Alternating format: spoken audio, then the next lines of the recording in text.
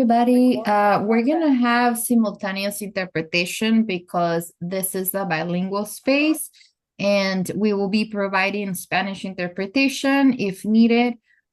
So if you want to listen to this meeting in Spanish and you are in a computer, find the icon that looks like a globe at the bottom of your screen where it says interpretation.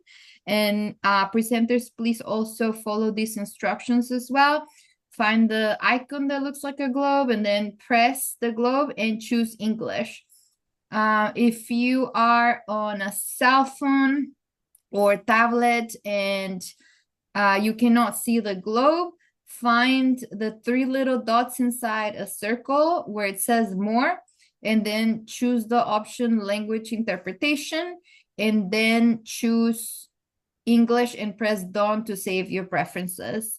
Again, if someone were to speak in Spanish, you will be hearing the interpretation in English. That's why it's important that everybody that is not fully bilingual access the interpretation tool. I'm going to be repeating these instructions in Spanish now. Buenas noches, mi nombre es María, estoy acá con Megan. Vamos a ser las intérpretes para el día de hoy. Vamos a tener interpretación simultánea, así es que si quiere escuchar esta reunión en español, puede hacerlo accesando la herramienta de interpretación. Por favor, busque un icono en la parte de abajo de su pantalla donde dice Interpretation y luego presione donde dice Español.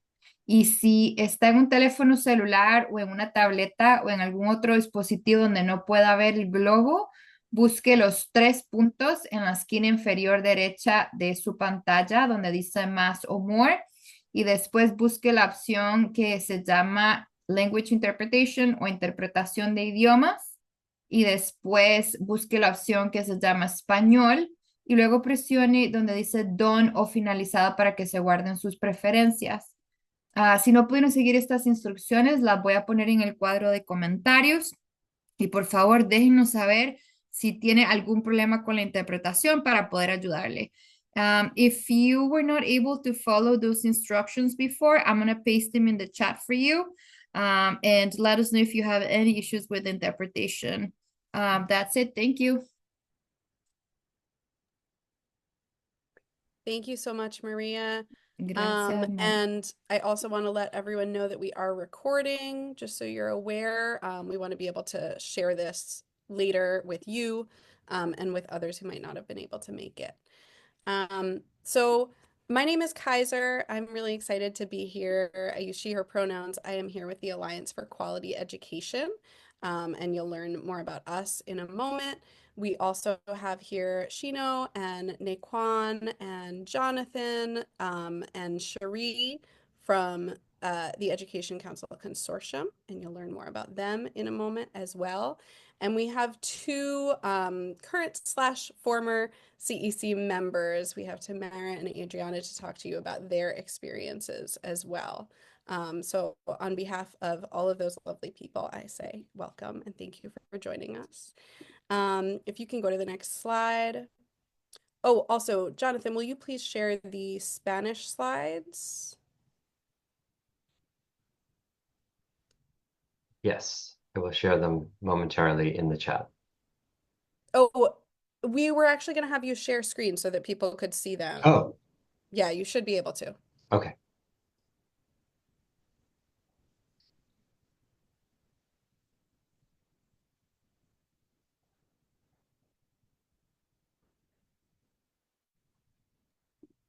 In the meantime, if everybody can put your name, your district where you live or your child goes to school or work or whatever makes sense for you for your school district, and write a number to represent your level of involvement with CECs.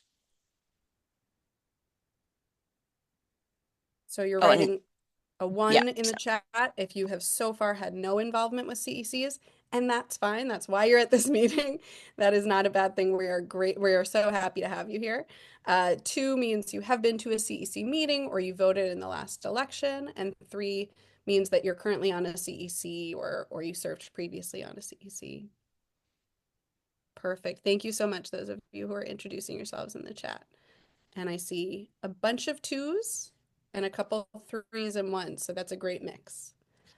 Great. Thank you, Jonathan. And at this point, you should be able to choose at the top of your screen. There are two people sharing screen. Click Education Council's screen to see slides in English, and click Jonathan Greenberg's screen to see slides in Spanish.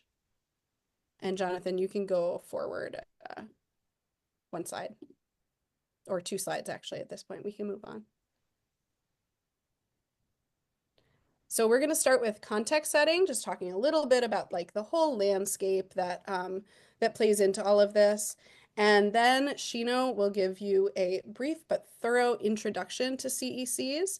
So for anybody who said one in the chat and you're like, I don't 100% know what a CEC is, that's okay. We're going to talk all about it because it's actually rather complicated. So we'll break it all down for you. Then Cherie is going to talk to us about the election cycle and campaigning. So who's eligible to run? What are the rules for how you run? Things like that. My info in English. I'll talk to you in the chat in a second. And then we're going to hear, like I said, from two CEC members who will tell you about their experiences. And then I'll talk to you about why your vote matters, why it matters so much, and what we can do to get out the vote, whether you're running or not. And then we'll have time at the end for questions and answers. So as we go on, please keep your own context in mind and take note if you're thinking of a specific, like, okay, I understand how that works in theory, but how does that apply to me? Just keep track of it and save it for the end, and we'll definitely address those specific situations when we get there. So without further ado, I would like to pass it over to Naquan to talk to us about the context that we find ourselves in. Good evening, everyone. Naquan McLean. For those of you who do not know me, I am the CEC president for District 16. I also am the president of the board of directors for the Education Council Consortium. Thank you for joining us tonight. We find ourselves in a real peculiar situation as we know what happened the last election, as we know what has happened in the current presidential election, as we've seen what has happened across the nation around book banning and what has happened in District 2, what has happened in District 14, and the challenges that CECs faced. So tonight, we really just wanted to have an opportunity to speak to current and potential members of community education or citywide education councils to give you an overview of why it's important for you to be involved, why it's important for you to run, and then why it's important for you to vote, because all of those things do matter. So we hope that you are ready to learn. We hope that you came with questions. We hope that you came with concerns, and we're going to do our best to answer them. I will just tell you that the experience that I come with, I've been a parent leader in New York City Public Schools for 20 years. I have been on the CEC for 10 of those years. So I've been through 4 different chancellors. I have seen 4 different administrations. I have seen 4 different iterations of community education councils. I've seen us empowered. I have seen us depowered. I've seen us placated.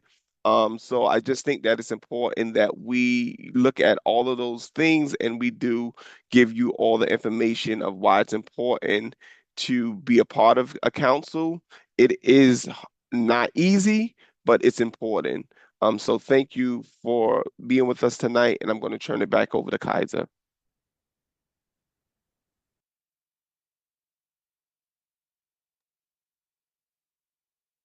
Yeah, so the national context has been affecting us in New York City in a very similar way to what you have probably seen, all over the country. We have groups in New York City funded by billionaires. If you can go to the next slide, we'll see there's a report out from the Hedge Clippers that you can read if you want more information about this. There are some supposedly grassroots parents groups that are actually hate groups. Moms for Liberty and Place NYC. They're funded by billionaires and they pose as grassroots parent groups.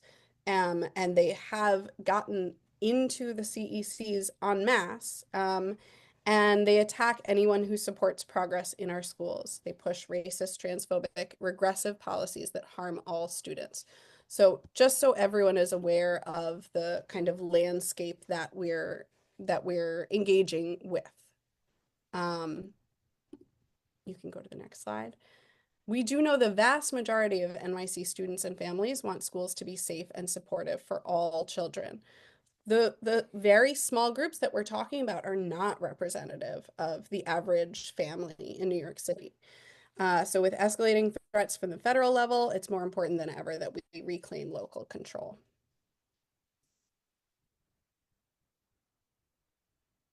And now I'm just going to introduce our two organizations. The Alliance for Quality Education, sorry, I'm going to slow down for interpretation. The Alliance for Quality Education is a coalition mobilizing communities across the state to keep New York true to its promise of ensuring a high-quality public education to all students, regardless of zip code. Founded in 2000, AQE is working to end the systemic racism and economic oppression in New York's public schools that continues to shortchange generations of Black, Brown, low-income, and immigrant students. And I'll invite an ECC person to read theirs if they want to, or I can do it. Go for it, Nikwan.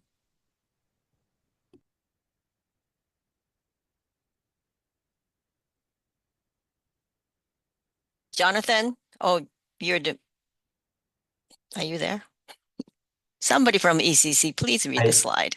I don't have it in English, so right. I could read it in Spanish, but I don't think we want. Okay. Okay, I will read it. The Education Council Consortium is a grassroots group of parents, caregivers, advocates, and community members who share the vision of a New York City public school system that is equitable, inclusive, anti-racist, and free of all forms of oppression, and that provides an appropriate and humane education for all students in New York City.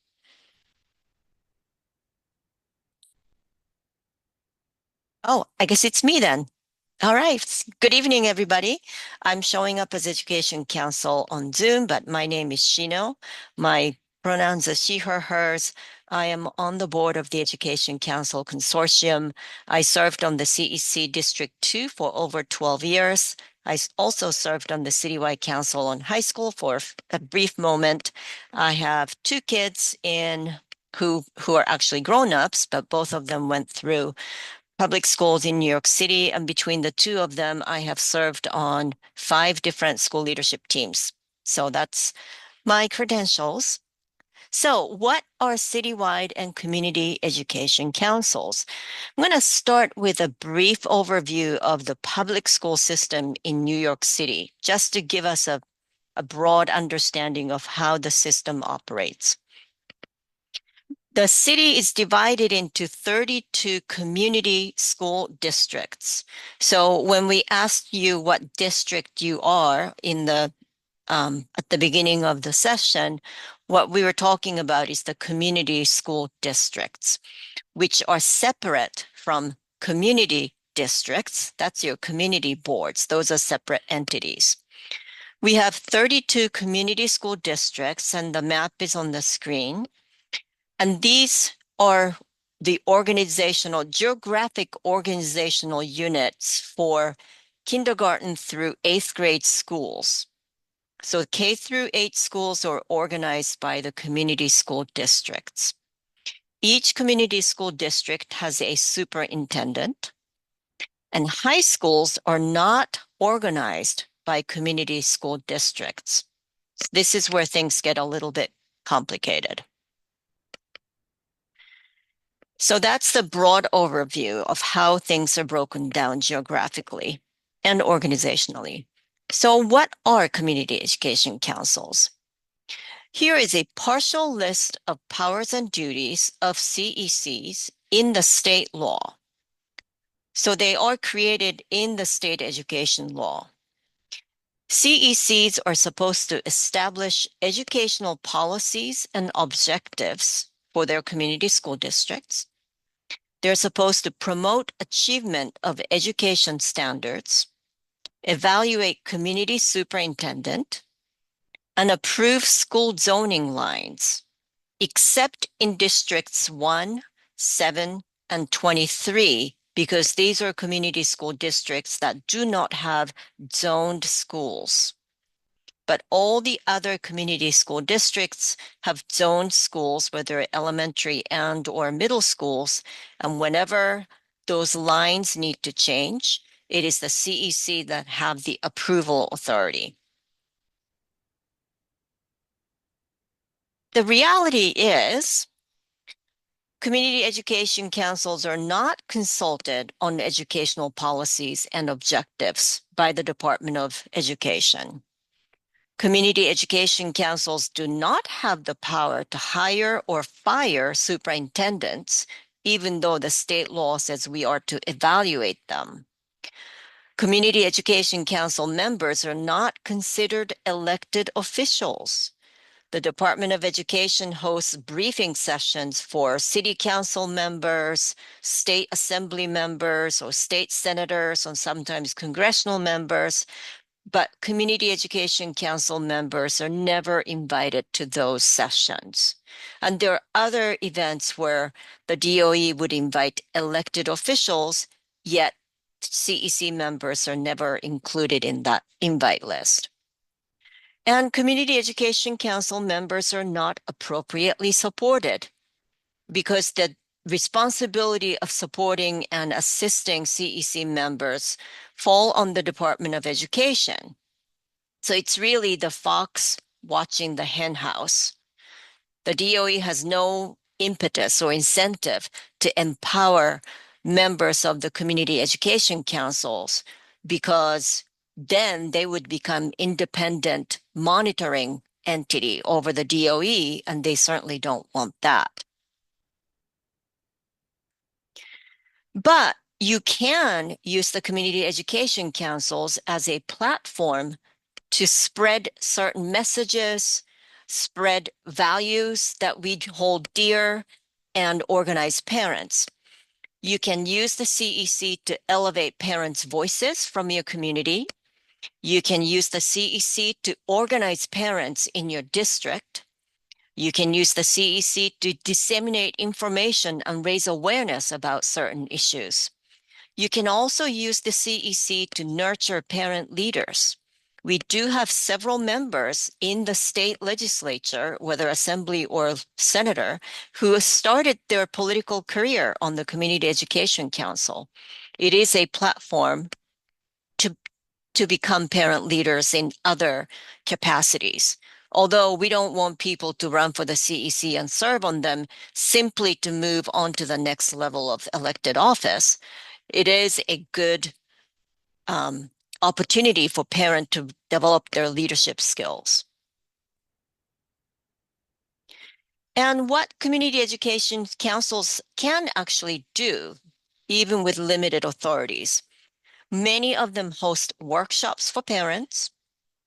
They host legislative breakfasts, inviting elected officials and communicating with them on important issues in their district. They coordinate supports for students in temporary housing, because there are never enough supports for these students. Inevitably, nonprofit organizations and entities like CECs have to step up to provide more supports to these students. CECs can also organize an advocacy campaign, whether it's class size reduction or education funding. You can use the CEC as a platform for advocacy campaigns. Slightly different, what do CEC members actually do as individuals? Well, first and foremost, you have to attend monthly meetings. There are two types of meetings. One is called a calendar meeting, where the public has the opportunity to comment. And the other is called the working business meeting. Both these meetings are open to the public, and you must meet every single month, including July and August. That's in the state law. You also have to liaise with schools in your district and make visits to those liaison schools. You have to get to know them. You have to meet with a school leadership team from those schools. You have to get to understand what their issues are so that you can elevate those issues. You have to communicate with parents in your district. So you're not just communicating with your liaison school leadership teams, you're actually communicating with parents who bring concerns to you. Many members also conduct research projects. And I'm not talking about like a master's level research, but you can get data from the Department of Education as a CEC member. And using some of those data, you can have a mini research project to understand certain issues better so that you can actually start to think about what you can do to solve the problem that you're addressing. Many members also become very knowledgeable about chancellor's regulations. There's a whole bunch of them. Many members also attend meetings that are hosted by the Department of Education or other entities. It's not just your monthly CEC meetings, but there are gazillions of other meetings. And many members actually attend meetings of other community education councils that are not your own. And that's actually a great way to understand that many of the issues you're concerned with are issues that are broader beyond your district to become borough-wide or citywide. Many CECs issue resolutions. These are official documents that state certain demands or certain positions that your CEC want to take. CEC members also build relationships with community boards and elected officials, whether it's city council members, state legislators, or community board chairs. It's building relationships with other folks who are interested in improving public education is an important part of what you do. Very quickly, composition of CECs, who makes them up? There are 12 voting members. One member is a representative of a student with an individual education plan. It's a student with a disability. One representative is a parent of a student who is an English language learner. And there's one representative who is a parent of a student who is in a District 75 special education program.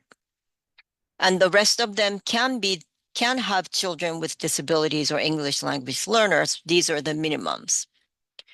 There are 2 non-voting student members who serve 1-year terms who are selected by the superintendent, and they're seniors in high schools. All the elected members and appointed members, and I'll talk about the appointed members in a minute, the 12 adult members, they all serve 2-year terms. So of the 12 grown-up members, I talked about some mandatory representation, like students with an IEP, English language learner, District 75. And there are also 2 members who are appointed by the borough president. So those elected members have to be a parent with a child in the public school system in your district. The 2 appointed members, though, do not have to be parents, but they must be residents or business owners or operators in the district with extensive business, trade, or education experience and knowledge. So this is important to remember, that you do not need to be parents to be borough president appointees. But you do need to be a resident, or you need to own or operate a business. So eligibility for elected members, this is going into the weeds, so don't worry too much if you don't totally get this. You need to remember that there are certain eligibilities that you have to meet. You have to have a child in the pre-K through 8th grade in a school that is in the district. Eligibility criteria applies at the time that you apply. That's important to remember. That means you can get elected, and correct me if I'm wrong, Sharia, Naquan, and Jonathan, but you can be elected if you meet your eligibility criteria, and you subsequently decide not to go to send your kid to public school in September of the following year, you can still serve. And that's the next bullet, which is the status. Yeah. Correct. Correct. Also, if you are a 8th grade parent going into high school, but you are 8th grade parent during the election process and you get elected, you still can serve on the district's CEC for the 2-year term. Also, that's another. Yes. Thank you for that. Okay. One thing you have to remember, you can apply for multiple councils, but you cannot serve on multiple councils. You have to choose one if you're elected to multiples. If you already hold an elective office or appointed or elected to a political party position, you're not eligible. This last one is also important. You cannot have 2 members with children attending the same school. You can apply, but you and let's say you're co-president of a PTA, and you and your co-presidents, you can both run. And if you're both elected, only one of you can serve, because you cannot have 2 members with children at the same school. Okay, I have to speed up a little bit. I'm going to quickly go over the citywide education councils. There are 4 citywide education councils, and these are based on student subgroups. So there is one for special education for parents of students with an IEP, individualized education plan. There's one for English language learners, for parents of students who are English language learners. There's one for high schools, and there's one for District 75. The composition, very quickly, 9 for the Citywide Council on Special Education, 9 members who are parents of students with IEPs, elected by parents of students with IEPs. So these citywide councils do not pay attention to the community school district boundaries. These are completely citywide. People who vote for these members are also citywide. 2 members are appointed by the public advocate, and 1 non-voting high school senior with an IEP serves on the council. The powers and duties of the citywide councils are simpler. They advise and comment on any educational or instructional policy involving the provision of services for students with IEPs, advise and comment on the process of establishing committees and/or subcommittees on special education in community school districts, issue an annual report, and hold at least 1 meeting per month open to the public. We'll be sharing the PowerPoints with you, so you don't have to take notes, and you'll get to sit with them a little bit with more time. The Citywide Council on English Language Learners has 9 members who are parents of English language learners, current or prior 2 years, 2 members who are appointed by the public advocate, and 1 non-voting high school senior who is or has been an English language learner. Again, they advise and comment on any educational or instructional policy involving bilingual or English as a second language programs, issue an annual report, and hold at least 1 meeting per month open to the public.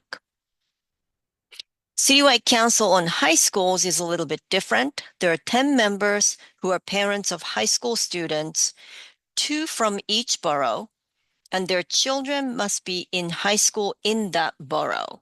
You can live in Manhattan, but if your child attends a high school in Brooklyn, then you run as a Brooklyn representative for the high school council. There's 1 member who has a high school student with an IEP and is appointed by the Citywide Council on Special Education. There's also another member who is an English language learner who is appointed by the Citywide Council for English language learners. 1 member is appointed by the public advocate, and there is one non-voting high school senior member. Powers and duties are similar: advise and comment on any educational or instructional policy involving high schools, issue an annual report, and hold at least one meeting per month open to the public and during which the public may discuss issues facing high schools. Citywide Council for District 75 has 9 members who are parents of students receiving citywide special education services in District 75. 2 members are appointed by the public advocate, and 1 non-voting high school senior appointed by the District 75 superintendent.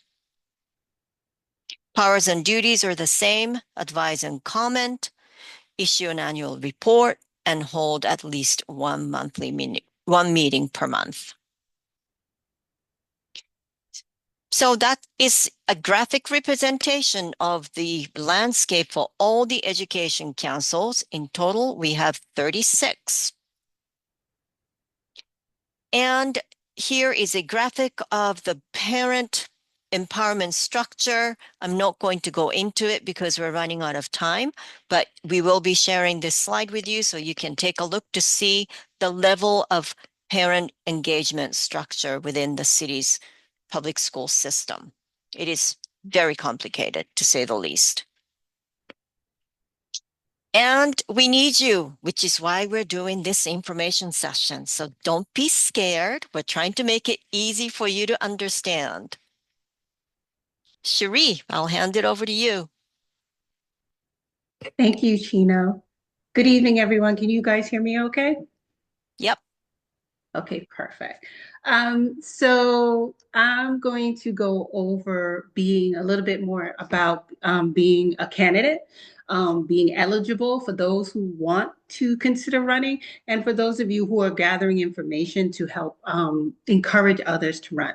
So I'll give information on eligibility, it'll cover some of the questions I see going in the chat, as well as campaigning, being that candidate and being able to run. So just quickly, because Chino covered some of this, remember and understand that Education Council members, citywide and community, are public officers. That's what you are considered when sitting in that role. We do want to make sure that people who run for this understand that this is a time commitment, right? And it's more than just the monthly meeting. The monthly meetings for business and calendar meetings. You do have to spend some time visiting schools, and as you know, when you do legislative breakfasts and other events. So making sure that you have time to commit to this, to not only be in person for the events and activities, but also to do some of the research and the work and the reading of informations and regulations. Big one here, less flash. This is unpaid. You do not get paid for this. This is a volunteer position. You will get reimbursed for expenses directly related to your council, but even that is like specific things that it is. So it takes a lot of time. It takes a lot of work, and you're not going to get paid for it through this. But expenses will be covered. And you would be surprised at how many people think this is a paid thing once they get through the whole election process. And in the whole, you will hear, if you do run, which I hope you all will, you will hear this same school rule or same district rule. And what it is that no 2 people from the same school can serve on the same council. So I'm going to use, because Naquan is in my face in my box, CEC 16. If Naquan is running and Terrence is running and they go both for the same school, only one of them can be seated as one of the 9 seats, because this way we don't have one school in a district or a borough having all their members there. So whoever has the most votes would be the one that gets seated on the council. Next slide.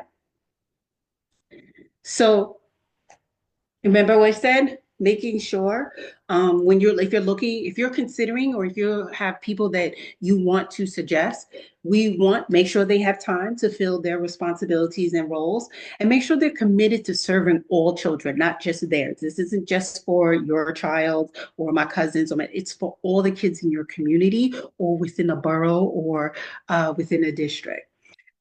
We, especially here with this group, we're looking for equity-minded candidates who are believing to uplift for everyone, who's looking to do education policy for everyone, not just a select few or just a specific group or category. And you know what? Anything that we do in terms of volunteering, everything is about building our own skill set and our development and your resume. But that should not be the only reason to step into this role, because then we're not doing it with fidelity, right? Next slide, please. So what's the process? So first off, this is you nominate yourself. Someone else can't nominate, someone else can't fill out the application for you. If you choose to do this, you have to do it yourself. You have to fill out the candidate application. As well as if you're encouraging somebody else to do it, they have to fill out the candidate application. So the application is completely online. It is accessible through your New York City Schools account, also known as NYCSA. You have to have your NYCSA account up to date and linked to all of your children's information. Some NYCSAs have one student, you might have two if you have four, you have to link all your students, because all your students linked to your account is how the application will be able to tell you which councils you are eligible for. And we'll go a little bit into that as I continue. Don't change it.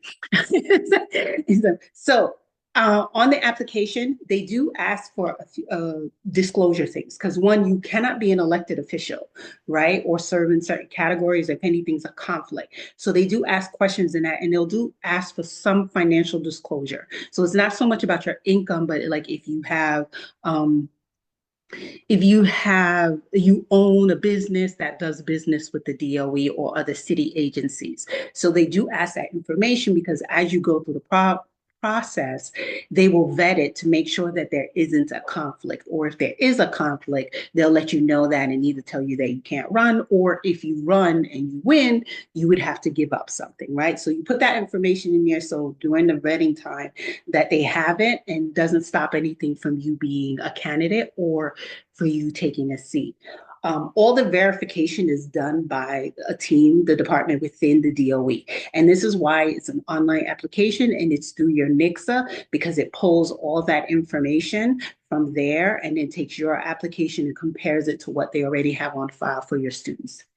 And then, so once you go through the application process and then doing your candidates, there are candidate forums that are not a requirement, but you should definitely attend, especially if you're in a council, especially those citywide races, right? Where there are a lot of people. Sometimes a candidate forum is the best place for you to get your name out and for people to see you and say, oh, okay, and for them to have recognition when voting does happen. Next slide, please. So how are your eligibility for the councils determined? So Chino covered a bit of this for us.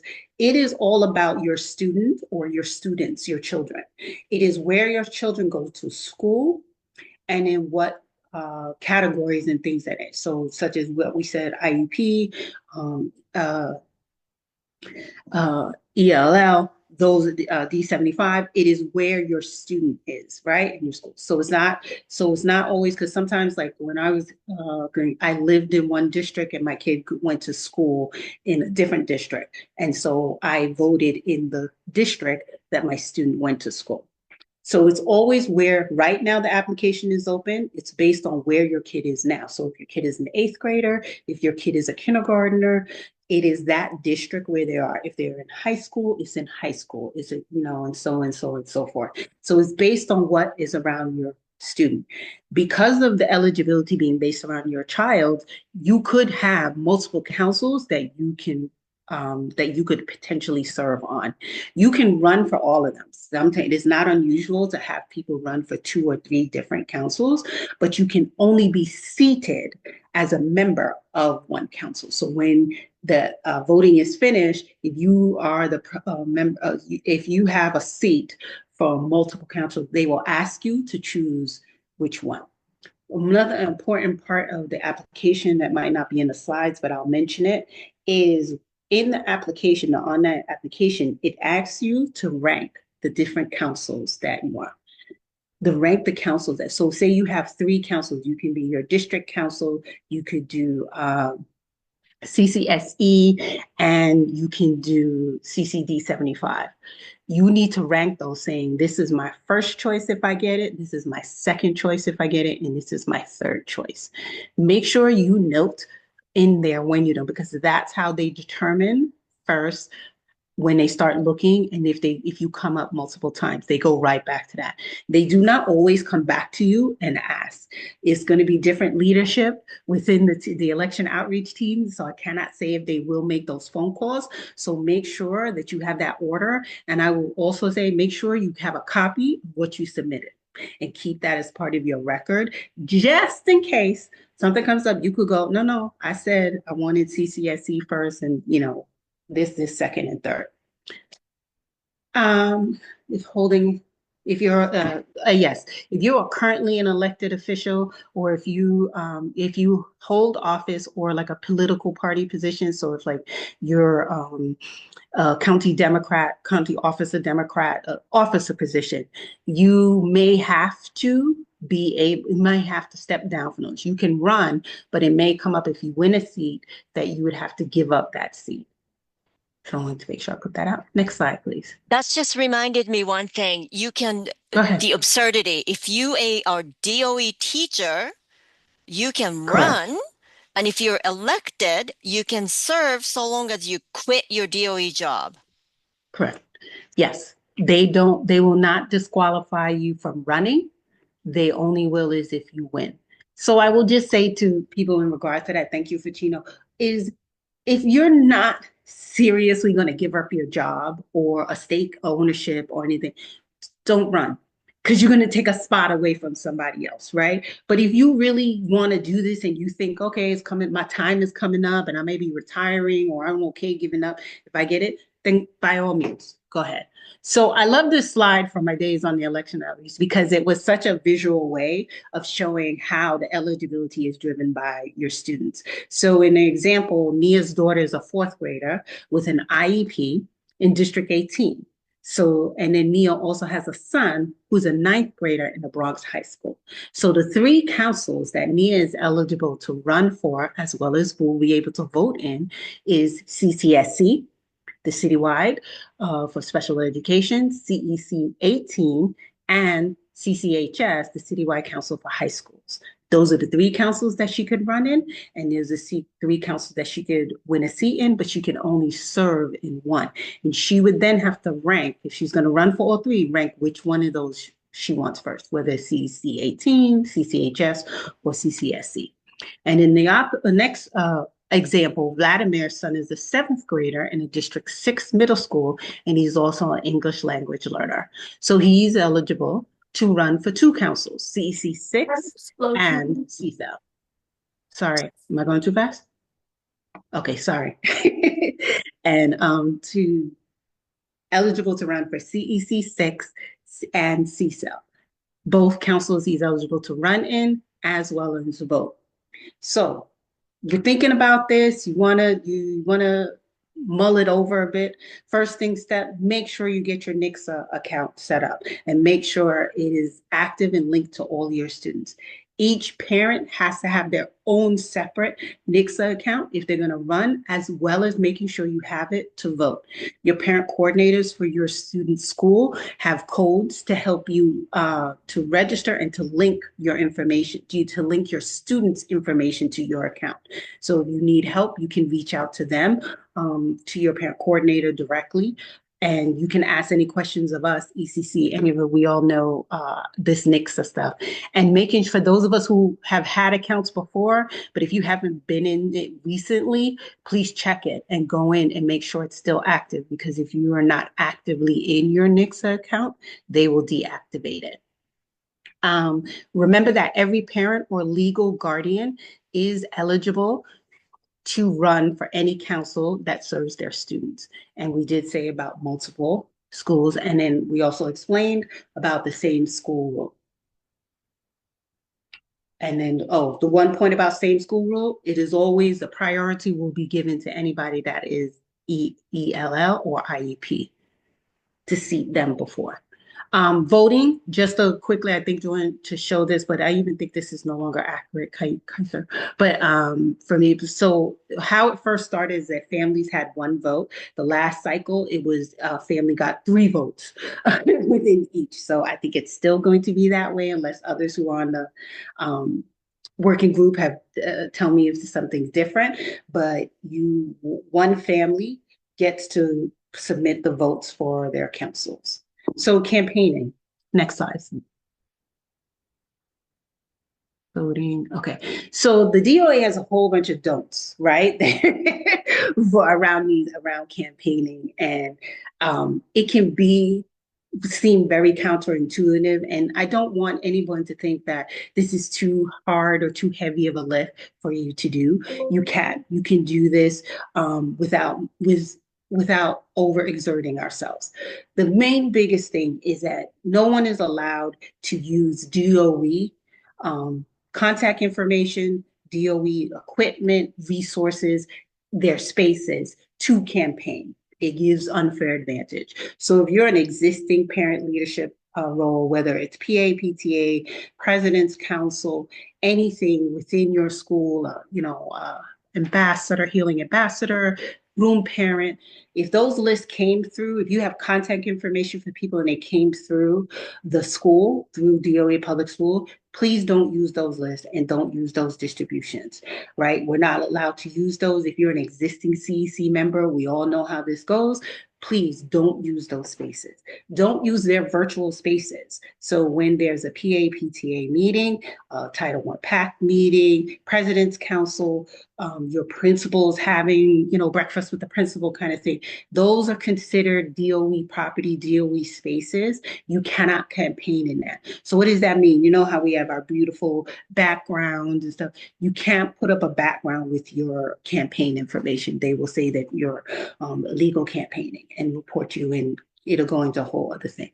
Don't use your school. Your school has social media, Instagram, Twitter, X, TikTok, any other ones. If your school has one and someone has your information, your flyers or kind of things, they cannot put your information up there. Don't send it to them to ask them to do it or anything.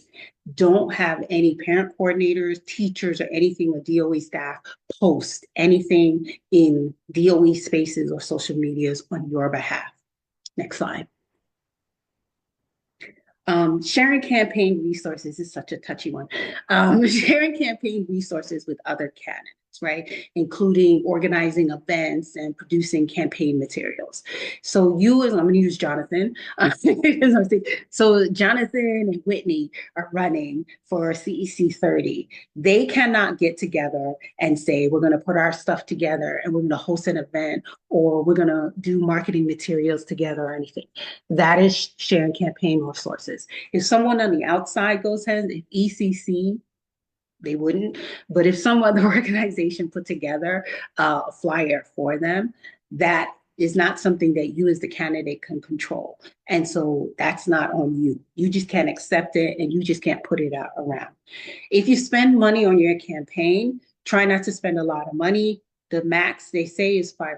I don't know if that's going to change or not, but at $500, keep your receipts for anything that you spend on your campaign, kind of thing. So you don't win. So sometimes, you've seen candidates with like full color, busy, splashy brochure kind of thing. It looks like something that was over $500 spent. Someone can report that and the person could be disqualified from their candidacy. So just don't keep in mind how much money is that you're actually spending, and keep receipts for anything that you do spend on.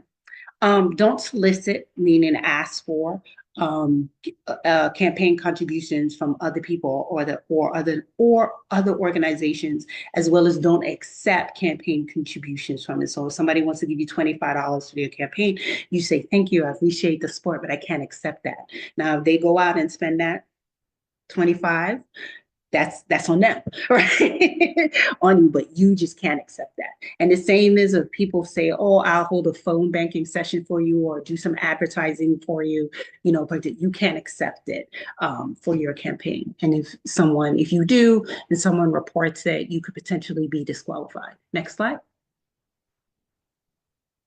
That was campaign contributions, endorsements. So this is a touchy one in a bit. So, and the best advice is just not to, definitely don't ask for someone to endorse you, but don't accept it. And so there will be places out there where it's Place, Kids Pack, there are different entities, UFT has done it, kind of thing. Will put out something saying we endorse these people for education councils, that kind of thing. Okay, the acceptance thing is so vague and murky. The best thing for you to do is not to accept it. And what I mean by not accepting it is if someone puts it out in your social media, Instagram, don't repost it based on your things. I will even go so because the silliness happened in the last cycle, don't even like it. Don't, for yourself, because this way nobody can't say or connect it and state it to you that you're accepting the endorsement and kind of thing. But if they push it out and other people share it, you have no control over that. And so just keep it so no one can't use it as an excuse to disqualify your candidacy. Next slide. So we need you. Yeah. Before you Yes. go there, there's a lot of there's a question around Title I. Yeah, I can't see that. Okay. Okay, I haven't been looking at the chat as I've been presenting. So if there's something on Title One, point it out to me. Tell me what it is. So they're saying about Title I, basically any DOE, you can't use any DO resource, anything. So Title I, PTA, anything that's connected to the Department of Education, you cannot use. Correct. So you can't use your Title I parent list. No. You can't promote yourself at a Title I meeting. So No Title DOE platforms. Yeah, so Title I, more than PAs and PTAs. So Title I is a Title I PAC, your Parent Advisory Council, is a committee of the school, like your school leadership team. So it is connected to the school in all its spaces. So Title I you cannot use that list. You cannot use their meetings and events to do that. The thing that I will say is PTAs can have candidates from their school, but they have to open it to everybody, right? So the PAs and PTA of their own accord can say, oh, Naquan is running, so we're going to have a meeting and we let the candidates know Naquan is running. But they open it if anybody else is in their school, they can state that. But Naquan can't ask the PTA to do that. And the PTA is not going to put out just Naquan's campaign materials, right? So in that respect, because the PTA is a little independent and they can do that, but Naquan can't be at the PTA meeting handing out his flyer in the meeting. Can Naquan be across the street from the meeting, from the school, and hand out to parents that are coming and going? Yes. Right? Because that's not school property. So and I want to be clear about it. I didn't see it in the slide, but about campaigning on school property.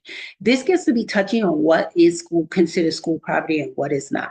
Our best practice, across the street or the corner away from the school. So this way, nowhere near on the door or in front on the sidewalk. And it's that because we've had running debates with central and superintendents about what they actually consider to be school property. So just to keep it fair for yourself, the corner across the street, a way to be able to give material out. I know there's a lot of schools that have like a park or a playground right behind their school. As long as that's a New York City park, that is not school property. The school may use it, but it's not school property. But if it's a playground attached to the school, don't give out material there. Go across the street or on a corner and make sure you're not on school property giving that information out. So Title I PACs are committee of the school, don't send out information or things from that, or have campaign materials or things at meetings, virtual or not. Is there any other question specifically around the dues and the campaigning? Yeah, Cherie, Andrea wants to know if she is not running for CEC, can she promote a candidate? Yes, she can. Anybody that is not running can promote someone else and encourage people for someone else. Just as long as you're not, as long as the candidate themselves is not accepting or locking into something where somebody can accuse them of like taking contributions or accepting an endorsement and stuff. But the endorsement thing is very We don't know what they're going to do and how they're going to do. It's a different team this year. So I'm completely erring on the side of just stay away from the point of view. And I know it gets me because I'm thinking about something Jonathan has said to me previously about those of us who follow the rules and those who break it, right? And stuff. And previous, it was like, go ahead and ask, do it wrong and ask for forgiveness. But they've used it. This life cycle, they used it against certain parents, that same thing. So it wasn't equitable in terms of enforcement. So this way, let's not even get involved in it. Let's just stick to our other side. But absolutely, volunteers, other people choosing to do and support is nothing that you as a candidate can control. Emma, I see your hand up. Do you have a question for me or just? I know Kaiser wanted to do this Q&A later. Yeah, we have time just saved for the general. Q&A. Sorry? Just in general. Yeah, Emma, we're going to do Q&A after the presentation, so just hold your thought, please. Yeah, you can still write questions in the chat, and I'm saving them. If your question isn't getting answered in the chat, I'm copying it so that we can come back to it during the Q&A. I just want to make sure because we have a lot more we want to get to you, so. And just making sure that we want good candidates to run. So if you know people within your community, within your school, who are parents, who you think would be a great, tap them on the shoulder and be like, would you consider this? But don't be afraid to ask, because sometimes people may not think of it for themselves, but if someone suggested to them and encourage them, they go for it. And so I would just say, it's like, if you think there's people out there that would be interested in doing this, tap them on the shoulder and ask them about it. Head to a meeting, reach out to the ECC to find, we'll connect you up with people who you can talk to about really being in the space and being a good steward for your community by taking on this role. Next slide. I think you're done with me. Yay.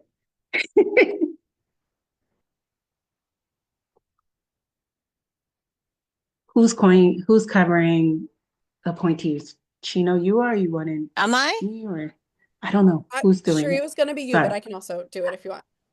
Oh, or I can do it. Or go Sheree, ahead. go ahead. You're on a roll. Sorry, so, folks. It's okay. So, look, I'm saying okay, folks. We go with it, people, right? We know this is how it works. This is how we flow. So the other way, what we just discussed was how you run, right, for the election and campaign. The other way that you can serve on education council is by becoming an appointee from your borough president or the public advocate for some of the citywides. So as a borough president appointees, each borough president appoints 2 members to each CEC in their borough. You do not have to be a parent of a student in public school, but you do need to live within the district and borough or own a business in the borough. This, and I will also say what I saw in the last cycle that happened. If not an owner business, but if you're the executive director of a business, they considered that executive director within that community, they considered that for a nonprofit, they considered that allowable for the owner business in the district. It is a separate application that is open usually just later in the after hours, almost by voting. So even if you're running and you might want to hedge your bets and apply, you can do it that way. You can be a part of the election and the appointment at the time, because if you get elected, they will just remove your name from the borough appointment. And this is also an opportunity, if you're considering this, is to get to know the director of education for your borough president. So they're familiar with your name and familiar with your work. And to be able to say at the time that, okay, we have candidates, and I would encourage everybody to do this early. So this way everybody can get appointed in training at the same time at the beginning. Sometimes it takes months after the election and after the new terms have started because no one applies, but let's encourage people to apply early. So this way appointments can be made early. Next slide. For the borough president. I would say that everybody who's applying for the elected position should also apply for the BP appointment. unless you don't qualify, which there are instances where you don't qualify for the borough president appointment on your CEC that you're running for. But if you're eligible, definitely do both. Right. And remember, the BP appointment is based on where you live, not where your student goes to school. Public advocate appointments. So the public advocate appoints to the citywide. So 2 appointments to CCSC and CCEL and CCD 75, and 1 appointment to CCHS, the high school. It is also separate application form, pretty similar. You can apply, as Tino just said, encourage you to apply to both if you're going to run as an elected as well as an appointee. Either one can help. Either one, it doesn't hurt you to be applying to both of them. And same thing, go to public advocate events, let his staff get to know you, Lindsay, so this way when they see the applications and they see your name, they're familiar with you, know who you, and know your work. Remember, BP and PA appointees do not need to be parents. They just need to be those who, and let's face it, we want someone who is interested in education, public education within their communities. And so, you want people who are going to do that work and who are interested in it, who are going to be contributing and helpful to the councils. Next slide. Same thing about continuing to reach out to people and encouraging them to apply for the appointee positions as well as running for a position. But remember that for BP, they don't need to be parents.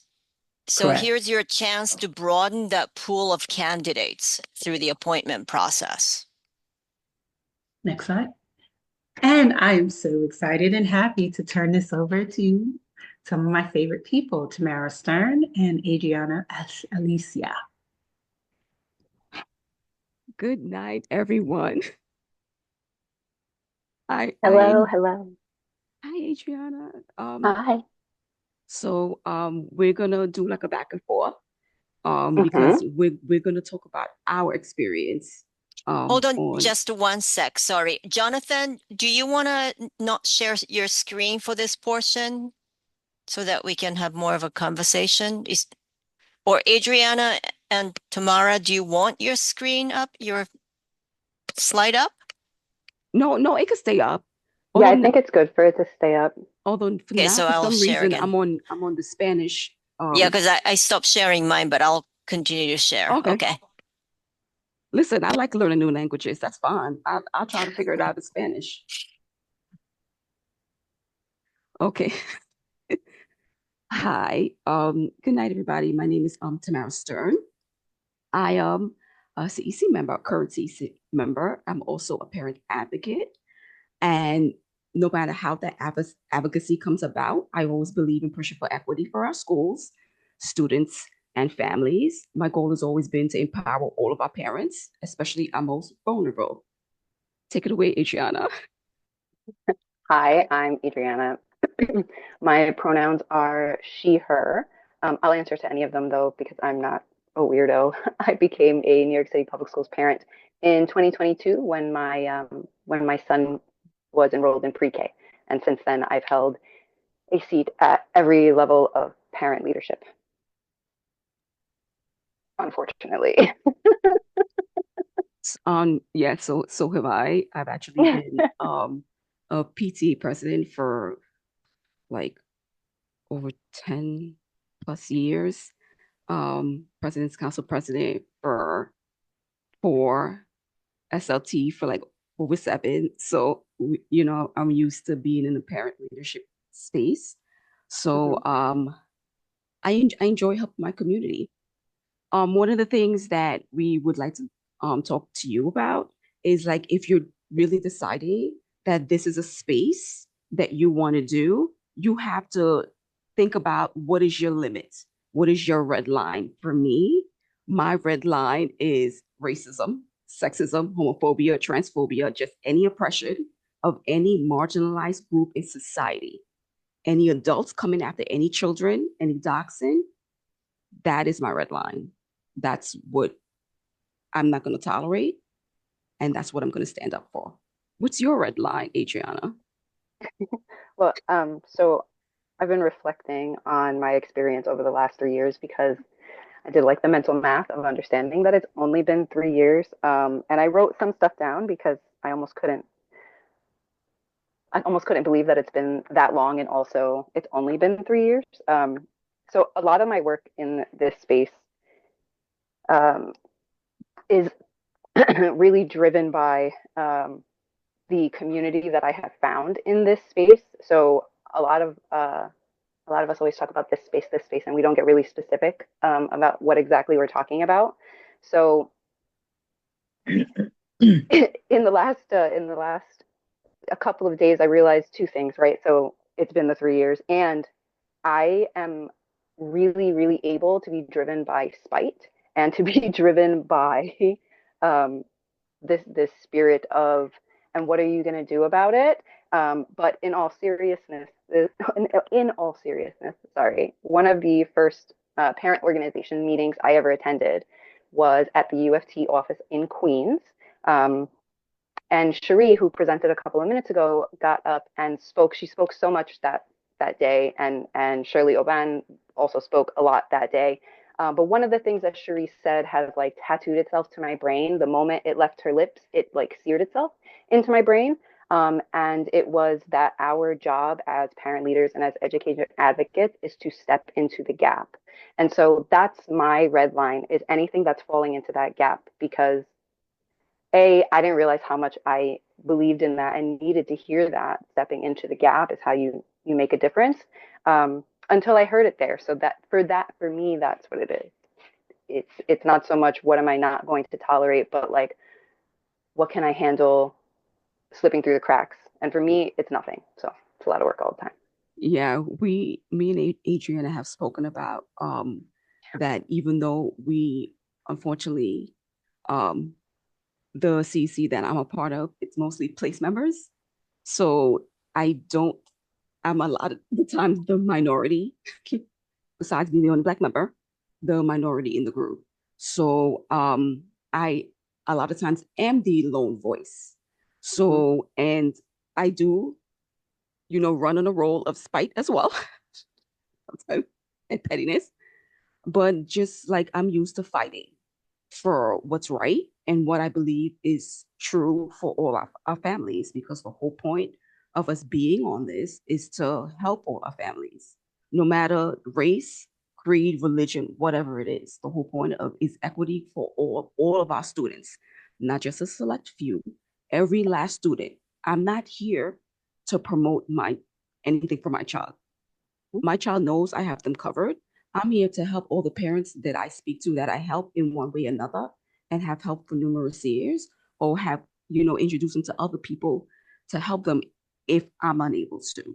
And that's what I believe. And I refuse to step aside and let somebody enter that space that's going to be toxic, that's going to disenfranchise our families, and that's going to promote hate of any kind or oppression of any kind for our families. And that's what I believe in. And if it means stepping into this space on a constant in any means that I can, that's what I'm going to do to help our community.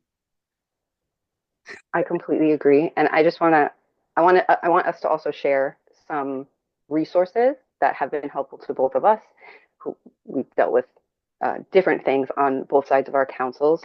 But I really believe that the privileges that we walk around this world with, whether they're big or small, is the debt that we owe to the spaces that we walk into. So, I owe a debt to every single one of you that I can never repay, but I can only try to. So we're going to try to do that. If you're going to run for a council, please scrub the internet of your personal information. You can email me. I can send you a template. We can get it translated. Also, please take a self-defense class. Take a self-defense class. Simple things like knowing how to defend yourself in a fight. Easy to learn. What's harder to learn is how to take a deep breath and calm yourself down when you're being verbally attacked, right? Or if someone's screaming in your face. Build your community and keep your community extremely close to you, and make time for self-care, self-reflection, and for your family. all of us cannot do this without all of us. And we need each and every one of you.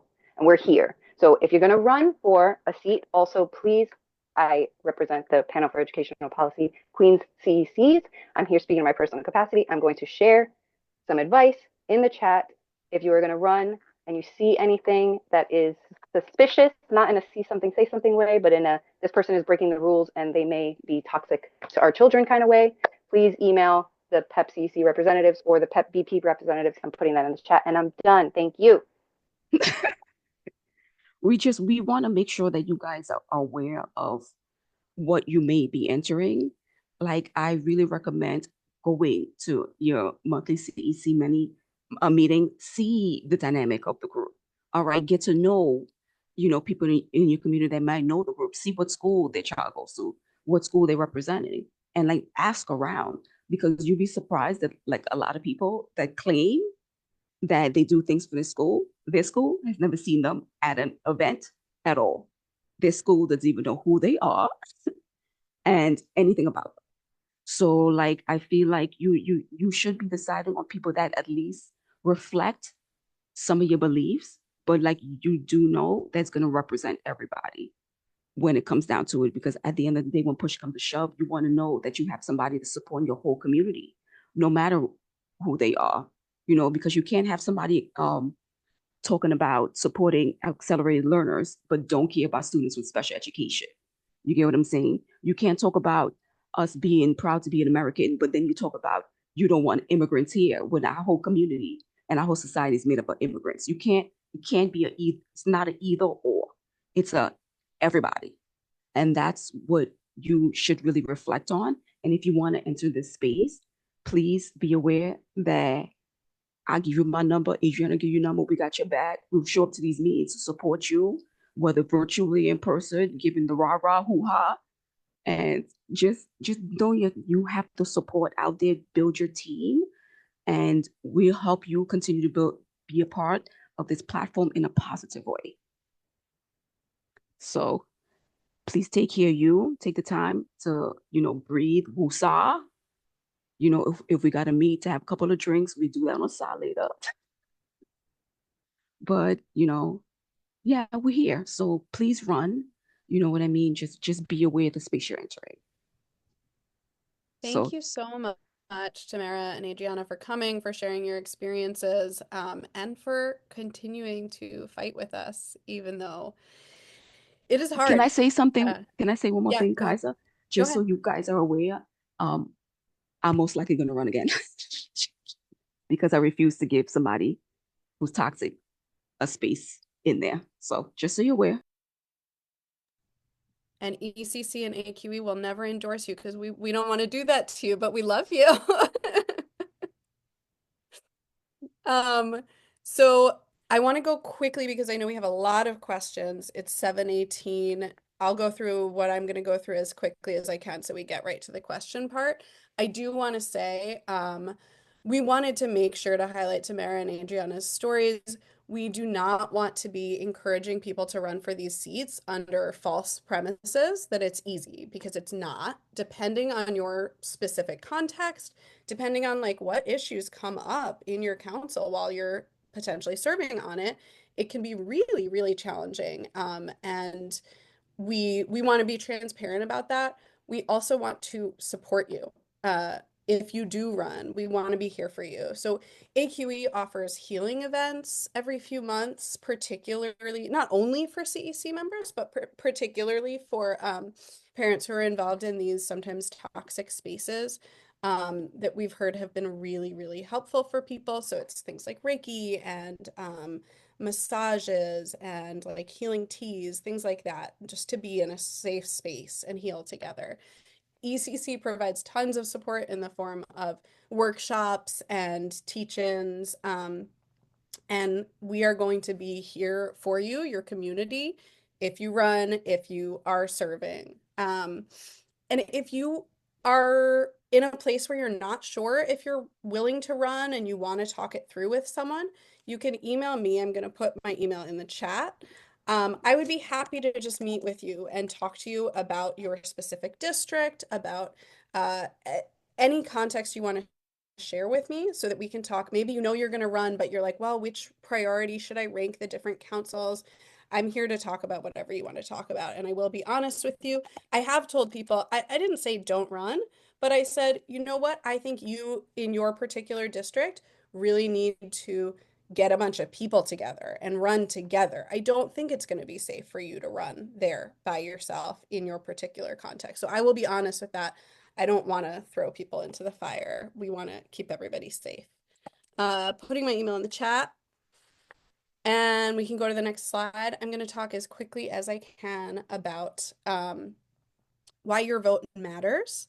So whether or not you run for a seat, we all need to work to make sure parents and guardians vote in this election. So important. We can continue.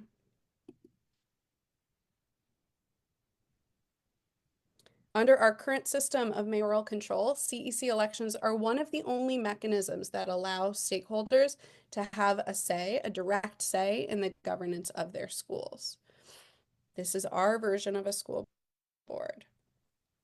Hundreds of thousands of people are eligible to vote in this election, but the DOE neglects to do much outreach, and last cycle participation was very low.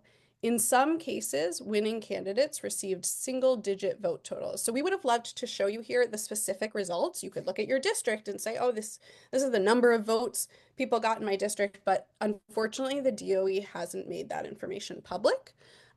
They had in previous election cycles, so it's possible that at some point we'll get that information, but we don't have that about the most recent election cycle. We do know some information, including what it says here, single digit vote totals, 1 seats in some cases. And we also know, if you're interested in learning more about how the last election cycle went, you can Google CEC letter Brad Lander to read a letter that the NYC comptroller wrote about some of the shady things that happened in the last election cycle. We've gone over this a little, anyone who has a child in NYC DOE school or anyone who is receiving special education services in a different school is eligible to vote in CEC elections. Make sure you have a NICSA account in order to run and vote. Your child's status determines the councils for which you can vote. Voting will take place from late April through May 13th. So that's a short window. That's why we need to get out the votes starting now. We need to do the prep work now to make sure people know how to vote and have their NICSA account before then. Because if it's late April and they're just getting a NICSA, that's going to be a challenge. So start talking to your friends and the people in your communities now to make sure they know the election is happening, to make sure they know what a NICSA account is and how to get it, and why it's important that they have one and that they vote. So some considerations, large schools, candidates from large schools have an advantage because they just know a lot of parents who can vote. Parents who have been disenfranchised by the system are less likely to vote. So we need to do more work to reach those communities and talk to them about why it's important. Voting is online and requires a device and internet connection. And there's a video that the DOE put out how to create a NICSA account. I saw Shino say that ECC also has one. So this will be in the slides when we send them out, but it might be helpful.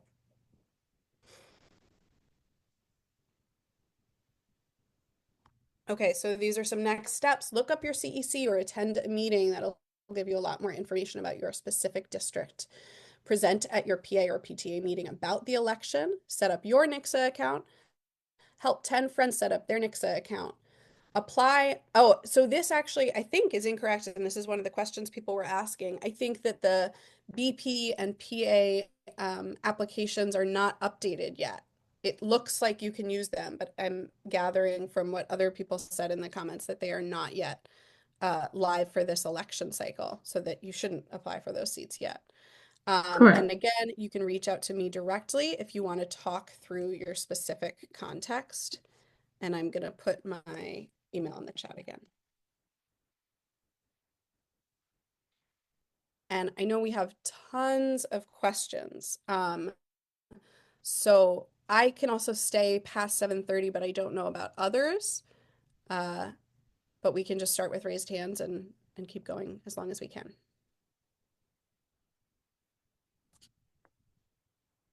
So I see. Okay, down the slide. Sorry? I'm trying, but I have to move. I can't, hold on. Here we go. I know Emma's hand was up earlier. Let's start with Emma. Emma, do you want to unmute? Yeah, a couple of things. I actually went on a couple of other what do you call it, election things, and definitely the DOE is giving out wrong information. They also had a template showing the structure with EEC that looks like it's from 2015 or 2016, somewhere up in there. But they're definitely giving out some wrong information on their platforms. When it comes to the, I was both a borough president appointee as well as the public advocate. My drawback with that is, even though they go in late, you usually don't go through the same training or whatever they do in July, which happened to me 3 times. So I actually came in late, even though I've been on the CEC now over 10 years. But there's certain things that you have to watch out for. Definitely the appointee of both the borough and the public advocate applications, notifying the people late. And then look at, Shino, I think I made a copy of it the other night, but they definitely still had the ECC connected to the to the DOE website next to PEP. Yeah, And I was like, what? that's a good thing, but that's only from 2018-19. But listen, if they want to keep us there, let them keep us there. Oh, okay. Cause I was like, wait a minute, this is old. But yeah, and the other thing was, on one platform, they said we weren't public officials. The next platform didn't even talk about the laws. So I advise anybody to go on those different ones that they're doing, because there are some misinformation being given out there. And to Miss AQE, I am also an AQE member, and I will see you guys in February. So let me just add something that Emma said. So we take an oath of office that is filed with the New York City Clerk's office. You take an oath to uphold the New York State Constitution. You are a elected official. I don't care what the DOE says. I don't care how the DOE says it. And it's convenient that sometimes when they need you to be in certain spaces, you're elected officials, but when they don't want to invite you to certain meetings, you're not elected officials. Um, and I do apologize earlier when Sheena was calling me, I was handling one of the responsibilities that I didn't see on the slide. And one of those main responsibilities is the rezoning of school elementary zone, kindergarten zone. So District 16 is actually undergoing a rezoning, and I was on that call. So that's something that wasn't mentioned, I don't believe, but that's a very important responsibilities that the CEC has. I'm not sure who's next.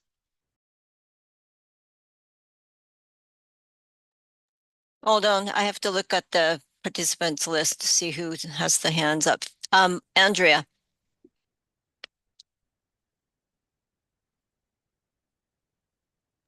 Hi, good evening, everyone. So initially, I was thinking about planning on not running for a CEC seat this time, but then I was just told by Jonathan, one of your members from ECC, and the other girl, what's her name? She's on here too, but they just wrote in the chat a while ago that I am eligible to run, even though my daughter graduates in June 2025. I didn't know that, so I was thinking about not running for a CEC and just running for the other 2 seats. Apparently, if I'm correct and being told correctly, I could still run for CEC, but this will be my last time running for the regular seat, if I'm correct, if I choose to. How old is your daughter? What grade is she in? She's in 12th. She's graduating June She's a 2025. She's senior in high 21. school. You cannot run for the CEC. No, you cannot. Okay, all right. So I can still run though for the other two, the public advocate No, appointee and she the can run for paralegal. she can run for D75. D75. She can run for D75, Yes, but not the CEC. but she's talking about No, I'm saying for CCD75. CCD Oh, 75, the one I'm on now. D75. Yes, D75. Yeah, Okay, for that sorry. one. Yeah, I'm yes, D75. yes. You can run for CCD75, and you also can apply to the public advocate. I'm going to apply for both like I did last time and see what I get. Yes. Thank you. Dr. Madison?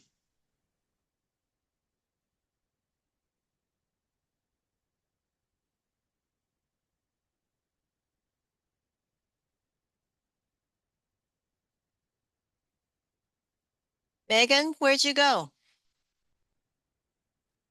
Sorry, everybody. Do I accidentally have my hand up? I'm here, but I don't have a question. Oh, okay. There's a question in the chat about the oath of office. So Naquan, you want to take that because you put the oath of office on all your Okay, what is it? stuff. You have to sign an oath Would of you office. clarify the Yes, requirements? yes. So you have to, once you are elected, that's one of the main things that they do at the orientation. Before you can vote, before you can vote on the budget, on any resolution, you have to take an oath of office. Now, when the Department of Education file that oath of office is a whole nother subject, right? But you have to I don't have a sample. Maybe when we send out the slides, we can put a sample of the oath of the office there. That's why we know that you're elected official, right? To Cherie point when she talked about earlier, you can't hold any other elected official position other than a county committee if you are elected on as a CEC member. And that's even and that's so you can't be the district manager, you can't be any of those other things that are elected positions, even if they're voluntary, if you are elected to the CEC. So you are elected officials that take an oath of office. I start all of my meetings off giving that, putting that information out there, explaining that, that we take an oath of office to uphold the New York State Constitution. Jonathan? Hi everyone. I just wanted to say something sort of to add to what Cherie was talking about with the campaign rules, which is to say, don't let yourself be so afraid of breaking the rules that you don't really campaign. Because it is very important to get yourself out there, to talk to people about what you believe in, to make connections, and have people know what they're voting for. And if you have questions about the campaign rules, contact one of us. If you're an ECC supporter, ask on the list. If you're unsure, but don't let yourself get paralyzed by these rules. And I think that's just, it's really important. We're not going to win if we don't campaign.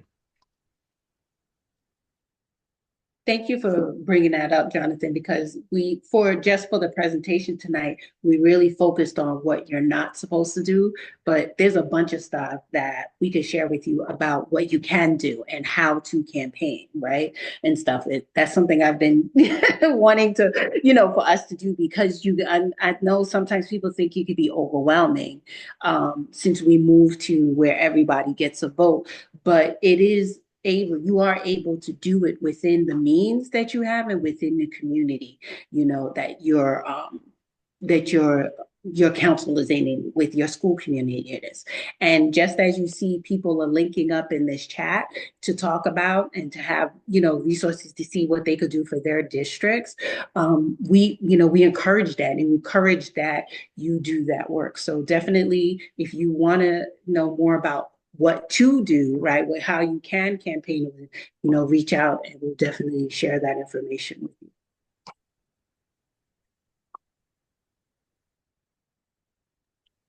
I can share some more questions that I gathered from the chat during the meeting.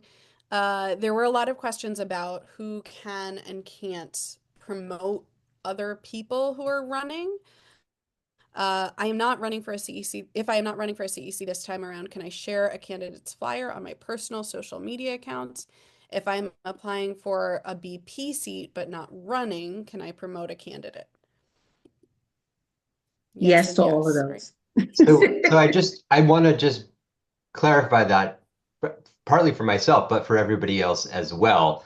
So if you are an elected official, whether you're a CEC member or whether you're a state senator or, US representative, can you promote candidates for CEC in your personal capacity?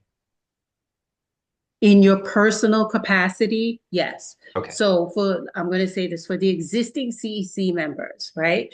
If you have a CEC, so if Jonathan CEC 30 email, right? And that's what you've been using, these 2 terms as your CEC, don't send anything on that.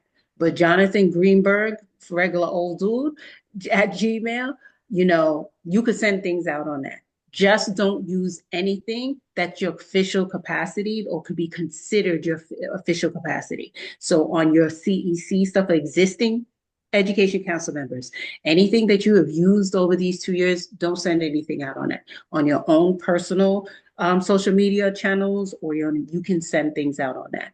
Now, elected officials, meaning like if Chuck Schumer, I don't know why he came to head, and stuff, if he put something out, that's an endorsement. And so that would be if he put out something saying Jonathan Greenberg for CEC 30, Jonathan don't like it, Jonathan don't send it out, don't push it out, nothing. Now, me as not running for anything, but I'm just sharing information, I can go, oh, look, Chuck Schumer, put some stuff out about my friend Jonathan Greenberg. I've not done anything. We have mutual friends, they see it, it gets done that way, right? It gets reverberated out that way. But don't like my post, Jonathan, so nobody can accuse you of accepting that endorsement, right? Just leave it. You see it. Don't retweet it. Don't anything. If somebody sends it to you, don't put it on your, whatever your social media or those kind of things. But that's how that can work. And that's how we can also get, Quagmire, the best default to just not touching that, just not putting that out that way.